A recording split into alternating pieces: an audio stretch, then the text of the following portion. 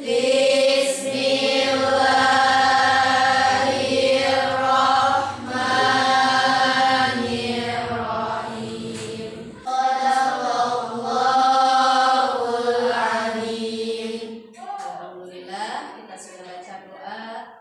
Selanjutnya kita absen hari ini. Hadir semua? Hadir semua ya? Ada yang sakit satu orang, siapa tuh tadi, Dika ya? Ya, sakit. Selanjutnya kita akan menyanyikan lagu wajib nasional. Silakan Dian untuk memandu. Dian, silakan ke depan. Sebelah sini silakan. Berdiri semuanya. Maju, ayo maju, maju. Ya, terima kasih. Silakan duduk kembali. Terima kasih Dian yang sudah jadi dirijen ya. Selanjutnya hari ini alhamdulillah kita bisa bertemu lagi pada pelajaran SKI, dan mudah-mudahan hari ini kita bisa mengikuti pembelajaran dengan penuh semangat, dengan penuh ikhlas, dengan penuh sabar, agar apa yang kita kerjakan pada hari ini bernilai ibadah ya. Nah, selanjutnya pada pembelajaran kali ini saya jelaskan, di sini sudah ada gambar-gambar, bisa dilihat, kelihatan tidak? Ya. Di sini pertama ada gambar apa? Kira-kira ini gambar apa? Lagi dagang. Berarti ini di mana? Di pasar. Ya. 5. Kemudian setelah bangun sholat subuh. Setelah itu tadarus. Apalagi? Mandi dulu. Mandi dulu, tadarus dulu. Tadarus dulu. Terus kemudian mandi dan seterusnya sampai kita tidur kembali ya. Nah, itu namanya jadwal harian. Jadi supaya kehidupan kita tertata dengan rapi. Nah, itu salah satu contoh. Jadi dalam kehidupan kita harus menggunakan strategi. Ada yang ingin bertanya tidak? Silakan angkat tangan.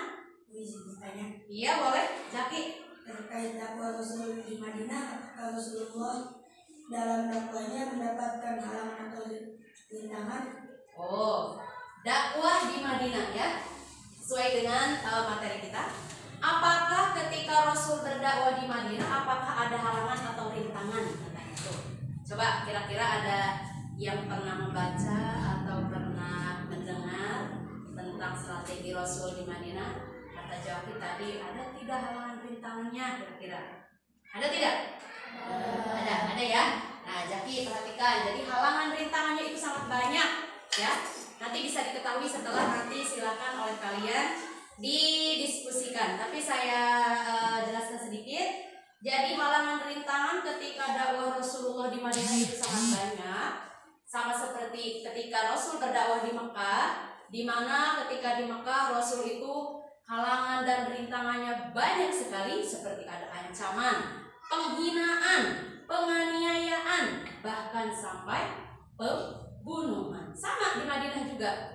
Kenapa? Karena di Madinah berbagai bangsa, berbagai agama juga ada, seperti Rasul harus menerima kenyataan tinggal dengan bangsa Yahudi, kemudian dengan orang-orang yang belum Islam, yang bukan Yahudi.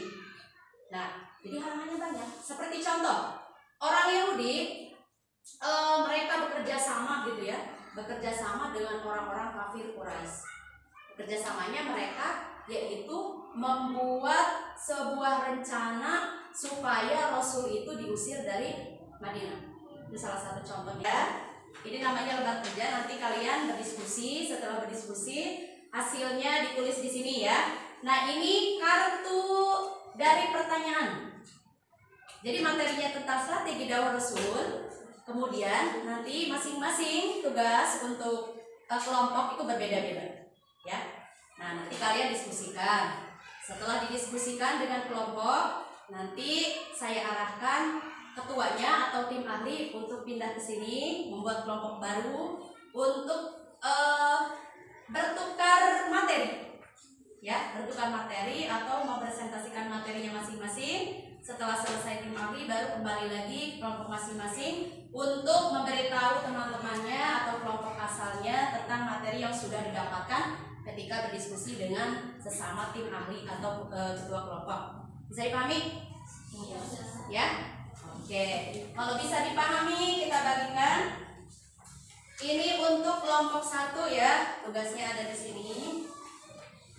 Tugasnya ada di sini. Kelompok 2 tadi sebelah mana? Coba tolong ini dia ambil.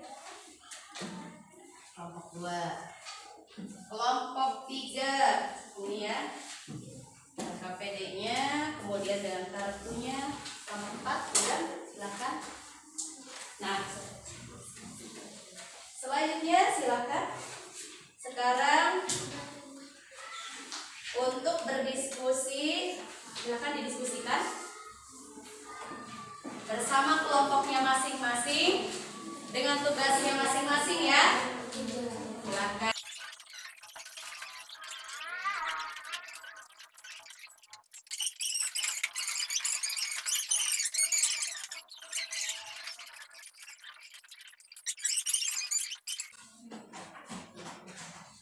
Secara singkat saja kesimpulannya dari hasil materinya di sini.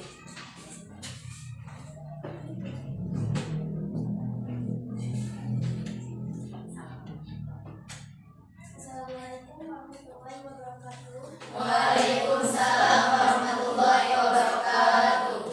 Izinkan saya untuk Mempresentasikan. saya dari kelompok 1. Materinya tentang apa?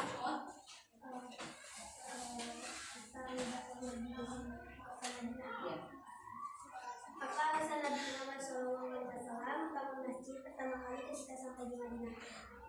Jawabannya adalah fungsi masjid di zaman Rasulullah antara lain sebagai sarana pembinaan umat Islam di bidang akidah, ibadah, dan akhlak, menjadi tempat belajar agama Islam yang bersumber dari Al-Quran dan Al-Hadis, sebagai sarana tali silaturahmi antara kaum muslimin, sebagai sarana sosial, sebagai tempat pembelajaran, dan tempat pendidikan umat Islam.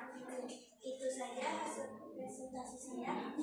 Saya mohon berdiri. Wassalamualaikum warahmatullahi wabarakatuh. Waalaikumsalam. Betul sekali tadi tentang strategi dakwah Rasul. Bagaimana tadi kelompok 1? Fungsi masjid ya. Nah, fungsi masjid itu bukan hanya tempat sholat, tapi fungsinya beragam. Betul sekali. Jadi ada fungsinya tempat pendidikan, ya kan? Kemudian tempat kajian, kemudian tempat kader-kader untuk nantinya kader tersebut berdakwah ke setiap pelosok. Coba biar kita semangat sebelum ke kelompok lain, kita tepuk semangat dulu ya. Yang semangat, ya. Tepuk semangat. Semangat. Semangat ya. Sangat luar biasa sekali jawaban-jawaban dari setiap kelompok. Tadi dari kelompok 1 tadi tentang fungsi masjid ya. Nah, sesuai dengan gambar ini ya. Sesuai dengan gambar ini gambarnya adalah tadi Masjid Nabawi, masjid yang pertama dibangun oleh Rasulullah. Saya tambahkan ya. Saya tambahkan materinya. Masjid Nabawi yang mana tadi fungsinya sudah dijelaskan oleh kelompok 1 sebagai tempat pendidikan, sebagai tempat ukhuwah, bukan hanya tempat untuk melaksanakan sholat saja ya. Itu tadi kesimpulannya seperti itu dari kelompok 1. Kemudian gambar yang kedua ini adalah gambar persaudaraan, di mana strategi Nabi yang kedua setelah membangun masjid adalah yaitu mempersaudarakan kaum Muhajirin dan Ansor. Ya, nah makanya di sini gambarnya orang yang sedang bersalaman, mempersaudarakan kaum Muhajirin dan Ansor. Tadi apa-apa ayat yang menjelaskan tentang persaudaraan? Tadi jawabannya betul, surah Al-Hujurat ayat 10 ya. Nah, selanjutnya adalah gambar ketiga ini tentang strategi dakwah Rasul yang ketiga, yaitu membuat perjanjian dengan kaum Yahudi Madinah sehingga lahirlah yang disebut dengan Piagam Madinah. Begitu. Tujuannya apa? Tujuannya untuk menjaga stabilitas negara atau pemerintah, begitu ya. Nah, satu lagi Ini tugas kelompok keempat tadi Ocha, di mana di sana ada gambar pasar ya, berkaitan dengan perdagangan, berarti perekonomian. Jadi apa yang dilakukan Rasul untuk membina perekonomian ketika di Madinah? Tadi jawabannya bagus sekali. Jadi Rasul ketika di Madinah adalah membangun pasar, yang mana pasar fungsinya tadi selain untuk jual beli juga untuk tempat pertemuan ya, kemudian tempat ukhuwah juga begitu. Nah itu kurang lebih seperti itu materi kita hari ini ya. Kemudian untuk penutup ini kita simpulkan ya.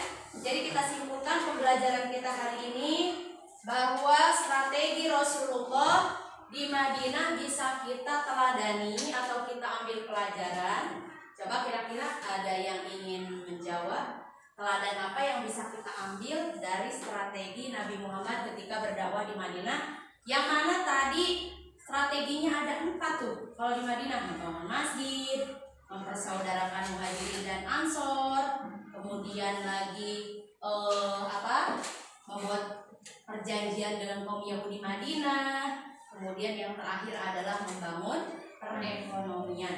Apa? Teladan apa yang bisa kita ambil? Coba apa? Masih bingung?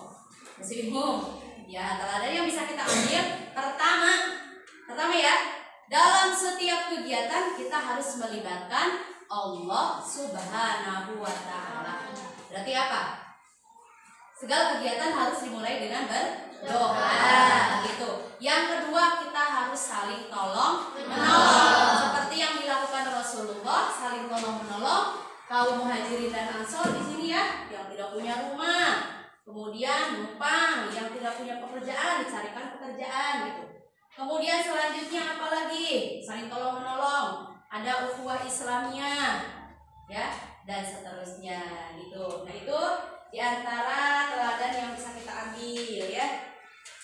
Nah untuk pelajaran berikutnya nanti minggu depan insya Allah kita akan mempelajari tentang ghazwah atau perang yang pernah dilakukan atau pernah diikuti oleh Nabi Muhammad SAW ketika di Madinah. Baiklah, kira-kira saya ingin bertanya ini, apakah kalian suka dengan pelajaran hari ini? Nah, sekarang sudah tahu strategi apa yang dilakukan oleh Nabi Muhammad di Madinah ya? Ya, sudah tahu. Alhamdulillah kalau gitu. Kalau sudah paham ya dan sudah mengerti dan tidak ada pertanyaan, kita akhiri pembelajaran ini dengan membaca